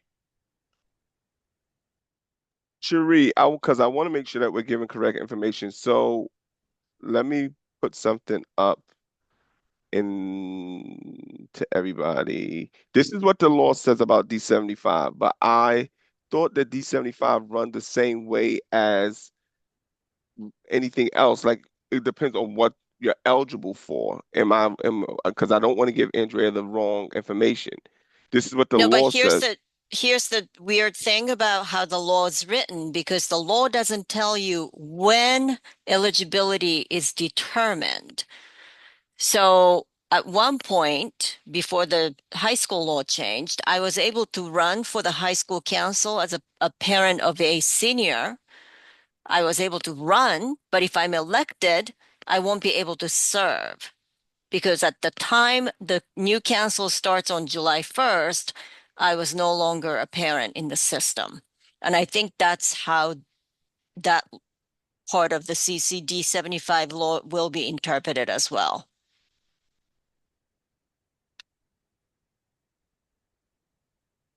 All this to say, Andrea, you better check with the DOE lawyers to see if you're eligible to run. That's what I was going to say what are you reach out and asking? clarify. Sorry, Cherie, go ahead. No, what are you asking? Because and I'll put it in the chat. So DOE has put out a eligibility document, right? And in it says, so we're talking about CCD 75, right? Correct. Yeah. And it says you must have a child enrolled in a District 75 school or program. This will qualify you to run, to be in a District 75 program. So that's for CCD 75. Like that's all it states, that they have to be enrolled in it at the time of the application. So so to my understanding of what Andrea is saying is her student is still in there, and as of this time, so she should be able to run. You're saying no? She said she can run, but she won't be able to serve if she's elected. That's how at least the DOE interpreted the law a while ago. When my younger Oh, one was in high school senior, Paula DeCock said, Shino, yes, you can run because the eligibility is determined at the time of application, at which time my kid was a senior in high school. But if you're elected, you can't serve. so here's Paula, I Paula found ain't here no next more. paragraph. Yeah, but You some know, things still, yeah, but some things was that, not everything she did was wrong. But for CCD 75 plus CCSE and CCEL, you must resign if your child no longer qualifies as an ELL for CCL, no longer has an IEP, or no longer attends a D75 school. So in our thing about Andrea can apply, but she wouldn't be able to serve because her student would graduate out of the When program, out of when being did a yeah, D75. when did that law change? didn't I change. It's don't, always been that way. It's always been that way. yeah, so I'm just looking, I'm gonna put it in the Put it in chat the because chat. it's a PDF that they have of where they finally put a easy to read eligibility document, but it's definitely stating that they would have to resign. The only one who can complete is for a CEC or CCHS. Yeah. Yeah. And CCHS got changed because we lobbied for that. Well, that's what I'm saying. Something changed. So Yeah. it was only changed for CCHS and not for everybody Yes. else. Not for anybody else. And we also actually, what we lobbied for was that the eligibility at the time of application remains the eligibility for the term. But Okay. that's not what they did. So, All right. So yeah. Andrea, please go through the public advocate so that you can apply. Any more Okay, questions? thank you. Thank you.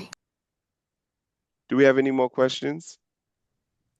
Does anyone else in the room have questions? I have a couple more that I could do from that I gathered from the chat. Yes, the job is so important. I also want to emphasize, I've seen people in the chat talking about, I'm not in District 2. How can I run for District 2? I totally understand. District 2 needs help. That is true, not minimizing that. And also, other districts are important too. I think we are going to see Place try to take over more and more districts every year. Yes, Queens needs a lot of help. Even districts where currently everything seems okay and they seem to actually be helping our children. That doesn't mean that, there are some people who aren't going to be eligible to run again. Just look into your district too. If you're not eligible to run in the district that you had in mind, that doesn't mean you're not needed. Look at the districts you're eligible to run in and then see where you're going to fit in. And with that, one of the questions that people asked was, how is it better to rank the priority based on greater need? How does the ranking work? And do you have any advice about ranking which councils, the priority of the councils? Do we I have would any say it's, CEC members that want to answer? Yeah, that can answer that. I I would I say that, actually can because I ran for CEC 20. I ran for Citywide Council for Special Education, and I ran for Citywide Council for High School. So what I did is because my daughter at the time was an eighth grader, so she was still I was still eligible to run, and because she was still in eighth grade as we went into the summer until September hit, right? So what I did, I ranked um CEC 20 as number one because I honestly I looked at the candidates. I went to the candidate forum. I looked at who was running. When the results came out, I looked who I know that was for equitable on the councils, right? And I already knew CEC 20 had all 9 members were all place members. They were all place members. There was no other lone voice on that. So you know what I mean? So then I was number 10, right behind, ranked number 10, right behind the 1 to 9 of all the police members that won. And then I applied for the BP appointee and I got that. So I went through district CC20 because I knew I couldn't let place continue to have a stronghold in there, right? Because I knew there was a lot of equitable people on special education. Unfortunately, I already knew high school was all place. So it's just really, so it's like, which was the least toxic environment at that time. You know what I mean? And I went to CC20 because that was my community. That's a community I've been a part of, helping parents for like so many years in one capacity or another. So that's the one that I wanted to be the voice of reason and all that. So that's what I picked.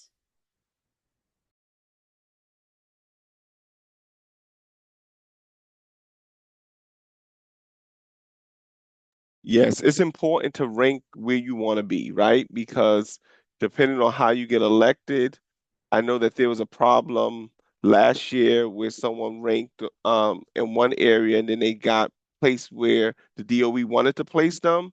But if you have and that's why it's important to make a copy of it so that if you win, you can say, yeah, I won, but this is where I ranked that I want to go because they won in all of the areas. So they could have been seated anywhere they wanted to go.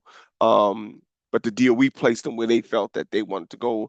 Um, so it's really important to have a copy of it so that you can say, no, this is how I ranked. And also, let me just offer some practical perspective on this one as well. If you run for citywide and serve on the citywide, unless we change the open meetings law, you are possibly traveling really far to get to your monthly meeting, right? The CCHS, the high school council, meets at Tweed. And if you're representing Staten Island or the Bronx or even Queens, and depending on where in Brooklyn, you have to travel a long distance to get to that meeting every month.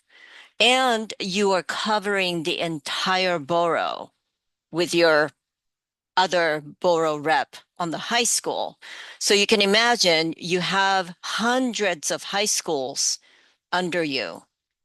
And you're not required to liaise with any of the schools, but you are preparing capital plan requests, and you do want to know what's happening in the schools. So it's a very different demand as a council member to be on the citywide council compared to a community education council. Just something to keep in mind. And I will say that this is the first of many conversations that we're going to have.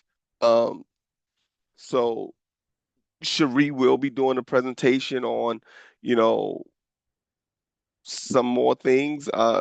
We have a gem by having Cherie because she actually worked for the campaign previously, so she knows some of the ins and outs that we had that will use when they're looking at applications, when they're vetting certain things. So we're going to be working with her to host some coffee talks, and that's what we have in the morning, and there's some cocktail hours, which we have in the evening, so that we can really engage with you all.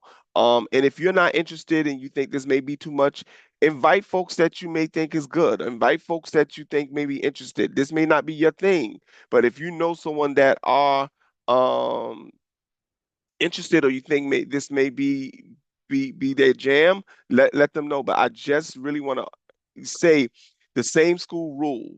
Be really strategic, right? Because this has happened in my district last year where folks ran and X'd out each other because the same school rules. So, if you have a good candidate at your school that's equity minded, don't run, but get other folks at other schools, right? Because you only can have one representative from a school that runs. And I think what I've seen happen last year was a lot of times we had people that got cut out because somebody ran from their school. Cherie, I know we at time, but if you can explain real quick, because even if you have kids at two schools, if you have kids at two schools, but one of the schools someone's running against you, and then one of the schools someone's not running against you. Explain how that works. If you know, if It would get, you would still get negated. The same school rule would still negate. So if you and I are at, PS 1, 2, 3, and I have another kid at 4, 5, 6, and we have similar votes within the 9 seats, we would cancel out each other at 1, 2, 3. If no one else is 4, 5, 6 and my numbers still hit, then I might get seated. But typically, once you X out based on same school rule, you would be X'd out from all the others, unless there's an IEP or L in play. Then that shifts your priority up. Does it make sense? So does it answer your question? Because I want to say something to Christina in the chat, and this is all for my other parent leaders.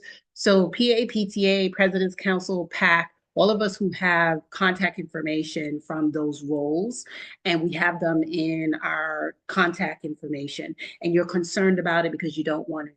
The easiest thing I can tell you is take all that group Excel and send an email saying, I'm starting a mailing list for this opt-in or opt-out. Like you can use the contact, a mail chip or something like that to have those people come into your own personal, saying that you're going to do outreach for it and see if people want to opt in. And if those people do that, you have then covered yourself that you're not using a mailing list from your previous or current leadership roles. You have your own separate one.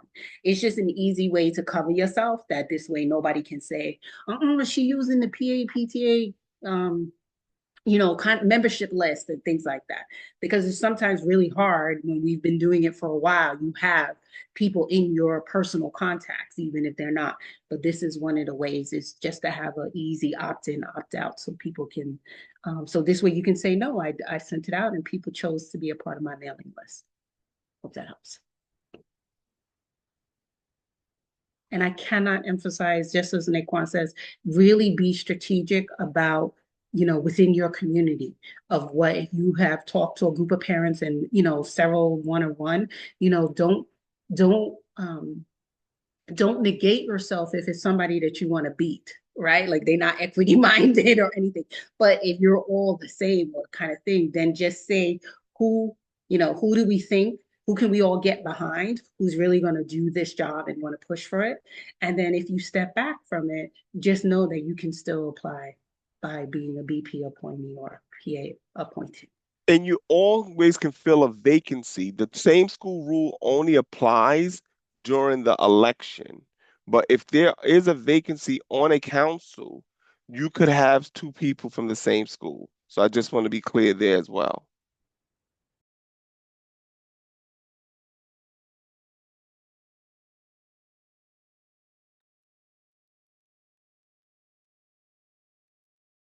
Okay, I'm not seeing other raised hands, and I think we made it through most of the questions that were still lingering from the chat. And I know it's late and people have lots to do. Can I answer a question, Kaiser, from the Yeah. chat? Somebody put, this is probably too long of a question for now, but does anyone understand police's strategy? They pick people that are in line with their goals, and they only they teach them. There's like certain wording and phrases that they use to promote their agenda, and they pick people that are aligned with that agenda a lot of times. And a lot of times they seem to go after a lot of immigrant parents that just want a better education for their children. But they're not understanding that in order for them to get their education, they got to disenfranchise another group of kids. You get what I'm saying? So but these parents don't know that. They're thinking that they're helpful to them, and they're going to get their kids like the best classes, the best tutor, like all the best stuff. But what I've been seeing is a lot of times they're being used to get into these spaces, and then a lot of them never hear from these members again, right? So then they're left floundering, and then they don't know what to do, and then they have to find somebody else to help fight for them, and that's what happens. And let me add also, one of the things, because I hated when the press was like, they got 40% of they got 40%. That is not true. That is not true. What they did was reviewed candidates' applications because you can review them online, and then they just put people names. I have several people that was on my council who was endorsed, and when they figured out that they was endorsed by them, it was better for them to just leave the endorsement than to say I don't want to be endorsed by these people, right? Because then we didn't, you didn't want them to start attacking them, right? But three of my most equitable members have been endorsed by them. One of our board members who used her married name was endorsed by Place, right? Because they just read their their their um their statement and then endorsed them. So let's be clear about that as well. Meg, I'm so confused that you got two people. Did you share the did you send somebody the link? Because there's another Meg Madison that has a hand up. Do you want to speak? Oh, can you hear me? Yes. Hi. Oh, yeah, yes, I think maybe I joined in the wrong link and I'm sorry. No, no. Um, I'm a parent. I'm in District 3. Um, and yeah, this whole thing really concerns me because, yeah, I've just seen Moms for Liberty and related groups and how they very kind of like sinisterly start with like a test run where they see how people respond and then they kind of like, expand. So I'm like, yeah, I am part of our PTA, so I could either, I guess, just tell people to run for this, or I could run myself. I honestly don't know if we have a parent on the board. I know you're like, how do you not know you're in the PTA? Our information doesn't circulate really well, but um, yeah, like I don't know if you guys could just give us any guidance on that. Like It's I, yeah, like what I was trying to see if I could get maybe someone from our CEC to to come and talk at the PTA or something to like explain people what about what running. what district are you in? I'm in Three. District It's 3. it's So an three. extension of place. Yeah, so District 3 is a very unique district, but if you don't have to, we are willing. The ECC is willing to come to your AQE is willing to come to your PTA meeting and have this conversation. I'm going to tell you guys, it's going to get worse. With the president that we have, things are going to get worse. So I know that folks say, oh, CC's doesn't have power, CC's doesn't have power, but the little influence that we have, we need to keep it, right? So we need to make sure that we have equity-minded folks on CC. So whatever we can do, AQE and ECC, we can come to a PTA meeting, we can come and have conversations. It is important that we get the word out about this, because if we don't, we're going to see ourselves in a world of trouble. I look at, and then I'm going to stop because I can get on my pedestal, but I look at where we were at 4 years ago or 3 years ago under Richard Carranza and the equity moves that we were making. And then I look at what has happened under David Banks and Eric Adams and how fast things have rolled back, right? Use equity is a curse word now, right? We went from getting rid of gifted and talented and looking at school-wide enrichment to we need to every district has to have a kindergarten gifted and talented program. Every district has to have a third grade um gifted and talented program, right? So I think it's important that we, think about it. They're banning books in other states. That could happen here if we don't think about what's going on. If we look at what New York City did, um, particularly Brooklyn, in the presidential election, like we have to be concerned. We have to be very concerned of where we're going. And I think we need to not think that CC's doesn't have power and we don't want to get involved, but we need to get involved. And those of us that are involved, we need to engage other people to get involved. I'm going to stop there. Not really, Amen. Megan. Not really, Megan. I'm going to put my email address in the chat. I know a few folks up in CEC District 3, and I can get a better sense of somebody who actually there is one person that I connected with before she got on the CEC 3, and she might be okay. So hit me up and I'll put my email in the chat.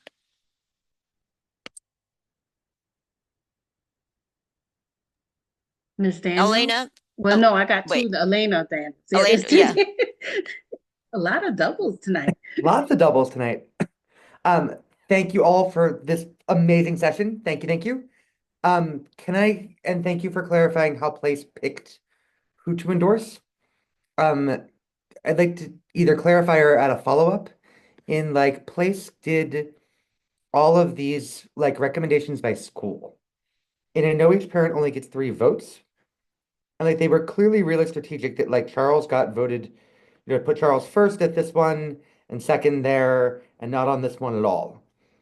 And if we're gonna have to be trying to counter them, I've studied this and I have not yet wrapped my brain around how they picked who was recommended at which school. Anybody know? I'm very familiar with this because like one of the founding members for Place is actually from my district. Mm.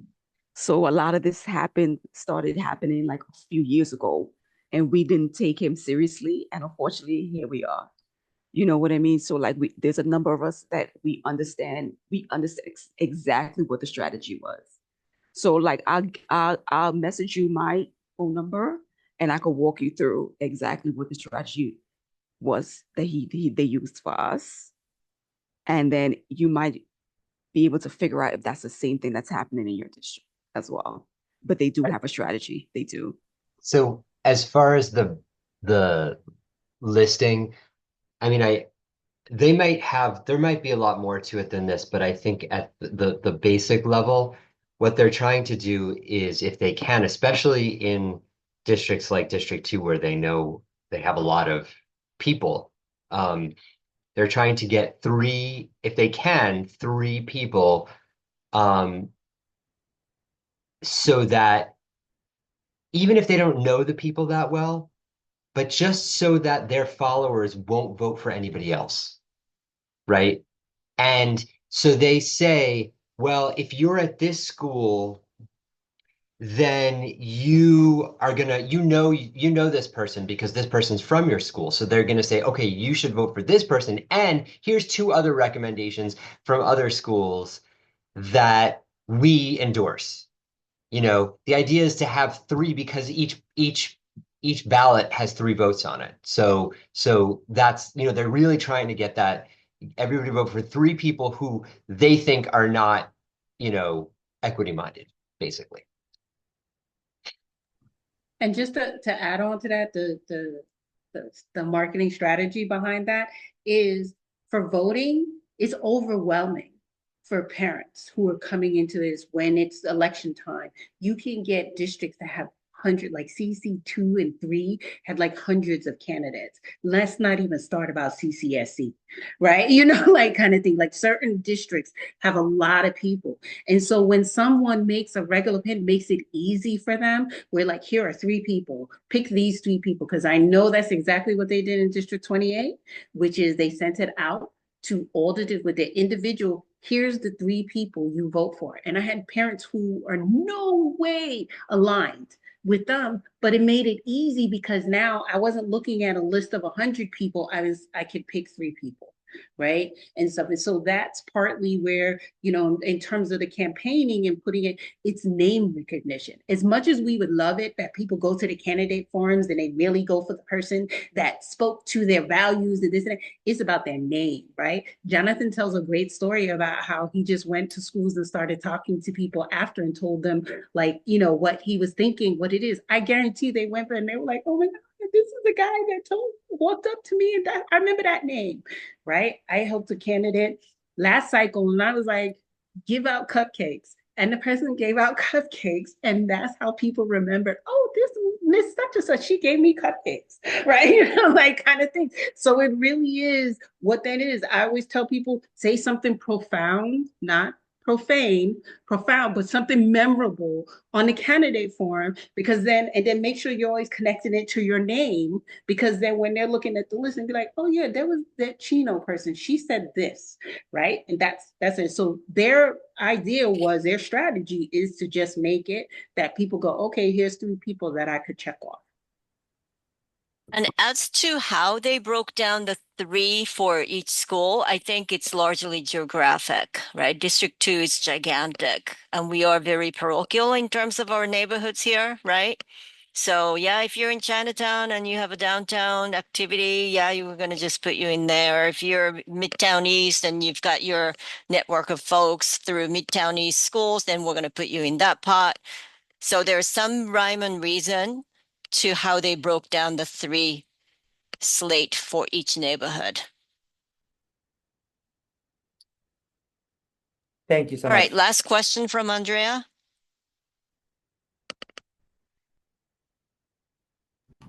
Yeah, I just wanted to state for some of the people that's new, and even for the ones that been doing this, the ones that been doing this, we already know the seriousness of being on a council.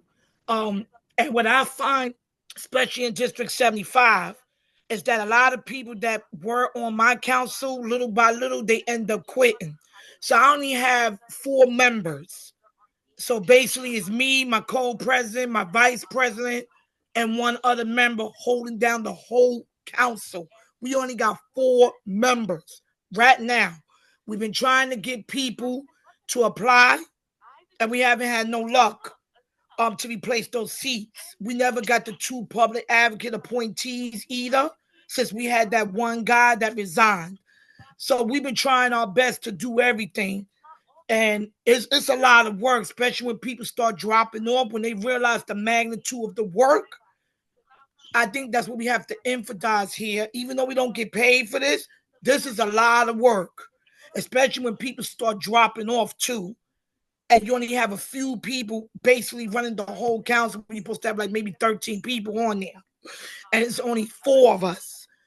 I can't even make quorum right now. Like, it's crazy. And I'm trying to get like 2 new members on that we vetted. And I'm just going to be able to do that maybe at my next meeting, because I got to get like a person from like FACE to take the seat of one of my council members that are not there. So I just want everyone to know the seriousness of this job for our students. And this is not an easy job. And everyone needs the training, even if we had the training before, because sometimes things change. And I know, and what I like about ECC and all the other platforms I've been on, we all learn from each other. That's how I became a stronger advocate myself. So I'm gonna keep doing what I have to do, for our New York City public school kids, whether it's District 75 or the kids in general, because I used to be involved in District 7 and 9 as well. And I live in District 11, so I'm really diverse in everything, especially when it comes to the Bronx. But with CCD 75, of course, I be in the whole 5 boroughs. So it's even bigger. Just like with CCHS, it's a lot of work because, all the high schools and stuff. But like I said, I just would like people to know the magnitude of this work. You have to come in this serious, be ready to handle anything that come your way. You're gonna get backlash sometimes for doing the right thing. Let me just tell you, because it has happened to me, it happened to a lot of us, and you have to know how to also defend yourself, not really by force, but in an appropriate way, and still continue doing the work at the same time. So I just want to wish everybody good luck in whatever position they're running in. I will not be running for CCD 75 council, but I will be running probably for the public advocate appointee and the borough appointee positions, which I am eligible for. Even though I can run for CCD 75, you already basically said, even if I get the seat, I can't be placed there once she graduates. So I understand that. I'll even research that more, but I do believe you guys, because you know your stuff. But I can also speak to legal just to make sure that's accurate. But I do believe you. But anyway, I'll be somewhere. And the point is, never give up. No matter what barrel you from and who you serving, don't give up. Don't let nobody bully you. Keep doing what you need to do for all kids, and that's what this is about. I love that. Thank you. What a great note to end on. Don't give up. Keep doing it. Yeah, that's right. Perfect. Yeah, and Great I'm the one that closing. be yelling and screaming, get on the bus. I've been saying that for years. Yeah, we need as many people as can hack it. That was a great closing remark, Andrea. Thank you. Absolutely, yeah. Thank you It is all. 8:10, so Yeah. Yeah. Plug that up. Thank you for poor coming. Thank you for interpreters. staying. The interpreters got off. They had to leave Okay. earlier. They had Okay, another good. meeting. We will send a follow-up email. We will send the recording. We will send the slides. We will send the slides in Spanish. Please share with your community. Please talk to your community. And reach out to us. I think most of us have put our email in the chat at some point tonight. So reach out if you need more support, if you want to talk through anything. Thank you all for being here.